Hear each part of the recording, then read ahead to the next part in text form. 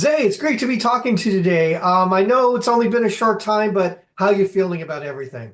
Obviously this wasn't my intention. I did not plan on talking to you today. I plan on being in the house still. But here I am. I'm making the most of it. I don't want to look at it as like I got 17th out of 17 Big Brother players. I want to look at it as I got the chance to play in the game. I got 17th, but there were tens of thousands of applicants, and so I'm lucky to have even been in the house at all. Well, that's a great positive way to kind of look at things because you did beat out that many people and you did get to live out your dream and be on Big Brother. Um, Watching the eviction last night, I don't know if you saw, but Zach was broke down. He was crying over your departure. Were you surprised to see that emotion? Honestly, I mean, I know he's not super. I didn't think he was a super emotional guy, but we did have a Yeah. special connection. I do think that the game is going to be harder for him because we were in like a little bromance. We were super tight. I don't think there was anyone else in the tight house that was as tight as me and Zach. And so I think it'll be hard for him moving forward to not have me in the house for his game for one, but also on a personal level for two. We would hang out a lot. We vibed a lot, and so I do think it was harder on him to see me go this early. Now, we watched you during the competition, the blockbuster competition. It looked like to me that you had an answer that you were sure about. Give us some insight of what was going on there, because it looked like you were sure about an answer, but then kind of things slipped away from you. Yeah, so it's kind of dumb. So there are three big screens in the room, Right. and they explain the directions really, really well. But I don't know why. Maybe it's just the nerves. I spaced it, and so I turn around. I look at the first screen, and I'm like, okay, there's two words on there. They told us there were four words. I was like, are the other when are the other words going to pop up? So I'm just waiting there, staring at the back screen, waiting for two more words to pop up, and I see crown, and so I'm grabbing this crown, and I don't remember what the other word was, but I'm like, okay, I see crown, but like, where are the other two words? And so I'm like sitting there waiting, waiting, waiting. As soon as Kelly buzzes, I turn around to like look at her, and I see a huge screen on the wall. And I turn to the other side, I see another huge screen on the wall. I'm like, whoa, I must be the dumbest person on this planet to miss two ginormous, like 1,000-inch screens with giant words on them. And so it wasn't that I couldn't unscramble the words fast, because as soon as I saw a crown, even though it was like one of the harder ones moving around all over the place, Right. I instantly like got it, and I was like kind of looking at the room a little bit as I was walking in, trying to like see the words to try and like put in my mind. I was like, okay, there's probably gonna be a color one. There's probably gonna be an object one. There's probably gonna be like a verb one. And I was trying to put that together, and I actually knew what to expect. And I think I was actually spot on with that. But I literally didn't see the words, and I don't know how, because it was so obvious, and I just spaced it, and it cost me that competition in the game. Well, I mean, you have to, to be fair, I mean, you're under the gun, you're under the pressure, and the pressure does get a lot. It makes those competitions very hard. Now, watching the live feeds, one of the things that came up about you all the time was everybody was says you're so trustworthy. They believed what you said, and they commented on that quite a lot.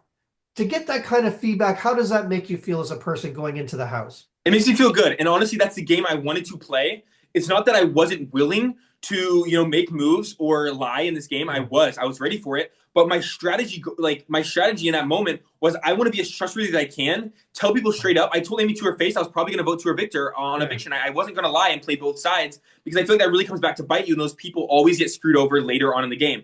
And so what I wanted to do was play a very, very honest game. That way people trust everything I say. That way when I make the moves, no one second guesses it. And I can make a crazy blind, I can make a crazy move later on in the season, and no one's going to, expect it, or no one's going to think that I'm lying to them. Now, you're viewed as one of the most trustworthy people. Obviously, there's an opposite side of the spectrum of somebody people don't trust. Based on your time in the house, again, we only get to see so much on the feeds and the show. Your perception, who is playing the lying game in the house? 100% Jimmy, I would say the biggest. I knew he was playing both sides, but I could kind of read right through it. He was hedging his bets. He told me that he had my back. I kind of figured out through Amy and through other people that he didn't, but I didn't confront him about it, because I was like, in the off chance that he actually is going to vote to keep me in this house, because I thought he had good reason to keep me in the house. I don't want to screw up that relationship. And so after the week, I was actually, if I went into it, I was planning on putting up Jimmy, because I knew that he wasn't being honest with me, that he was hedging his bets just in case I did stay in. They could say that he had my back in the moment in case I won the blockbuster, took myself off, and then he could say that he had my back in case it came to a vote, even though I know he really didn't. So it was a Now, smart play on his part. yeah, true enough. Now, not everybody gets to have their big brother moment. You had a big brother moment because you took on the Red Queen in front of everyone. She put you on the spot. How did it feel at the time? And did you have any reservations about calling around in front of everyone? Yeah, honestly, I don't really like beef. Like I don't Right, like arguing. Like it's just not how I am, and I didn't right. want to argue. I tried to talk to her on a regular level, but she just I could tell she wanted to escalate it. I think it was a way of her. She wanted me to blow up that way she could turn people against me, and it didn't work. I feel like I was very calm. I feel like I was very cool, but it was a very weird interaction. I wasn't expecting it to happen. I didn't want it to happen in any way. And I didn't feel like I was even heated in the moment. Like I didn't feel heated at least. But it was something that I felt like I can't just be called out, and I'm not just going to cower down and just I'm gonna stand up for myself in the moment and explain myself. But it was a very strange interaction. I've never had such a strange encounter with an adult and such an immature interaction with someone who's 40 in their 40s. Right. Well, again, yeah, she kept calling you a child. She kept saying this and then the other, but she's the one who blew up things in front of everybody. And you were kind enough to ask Canoe if you could give the background. Was there any trepidation about how that would harm your game if you did bring up all that stuff? No, honestly, I think that it was great for my game, if anything, because Right. it showed that I was playing an honest game, and it showed that she was a little on the crazy side, to stir that up. Because I think when people saw that, people on Yeah. my side, they were looking at it like, "What is she doing? Like, why is she doing this?" And I was like, "I don't even know what's going on, guys. Like this is really weird. Like, I don't want this to happen." And then she kept on dragging it on, dragging it on, dragging it on. I kept on, even when we did sit down and meet one on one, which is kind of ironic that she was calling me a child, because when we met one on one, she kept on. I was trying to explain, that I wasn't trying to target her, but it makes the most sense for my game that if she votes against me, that I put her up if I win HOH. And she kept on saying, "I'm bored. I'm bored. I don't want to talk about this. I'm board." And then I just told her, "I'm not holding you captive. If you want to go, go." And so it kind of showed who was actually the childish one in that moment, Yeah. based off of her, her actions. And so I don't think it harmed my game at all. I think if I would have stayed, it would have made people look at me as more trustworthy. And I think that it was easy to explain with Keanu because, yeah, that happened, but we built back our trust. And so it didn't harm my game with Keanu, even though that's what she was trying to do, pin us against each other, and it didn't work. Now, before the show, you gave us a little bit of your background of, your religious background, and then you kind of moving away from that. Was it difficult to go in there and play such a cutthroat game, knowing your background and knowing, again, what you've been taught and what you think about people in the world? Was it hard to go in there and balance all that out, the game and having to lie and deceive people? Not at all. I obviously, and in my personal life, I don't really tell lies. Like I Right. feel like a very, very honest person. In the game, actually, I didn't tell any lies, even though I was willing to in the right moment.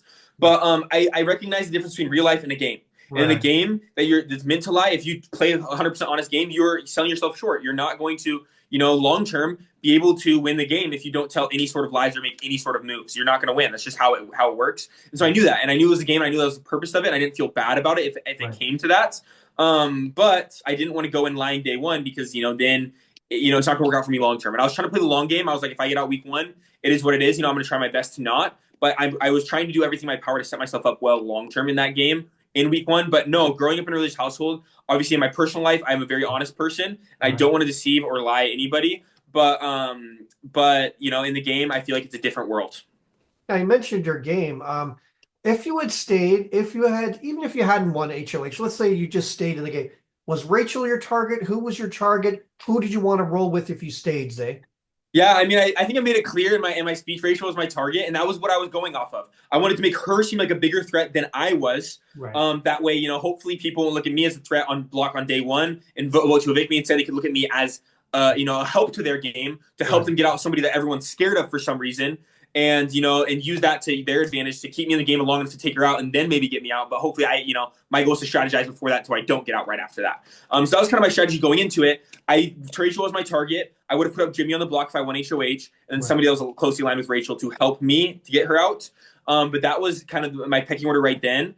And then people I would have aligned with, obviously Vinny, somebody that I would have aligned with going on in the game. I really trusted him a lot. Morgan was somebody that I wanted to work with that I wasn't able to. She was on the opposite side of the vote, but we'd already established that beforehand that we were going to be on opposite sides of the vote, but we'd love to work with each other in the future. And Lauren was very honest. I do think she was a little bit of a floater, kind of waiting to literally the last possible moment to make up her mind, which was a little bit frustrating, to work with someone like that long term. It's kind of a little bit of a wild card. But I do think that if I were to be in alliance with her, she would be aligned with our best interest, and she would vote with me, and I wouldn't question it or second guess it.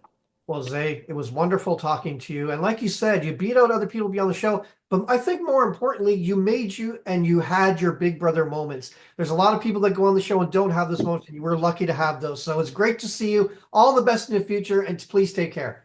Thank you so much, John. I appreciate your time. Take care.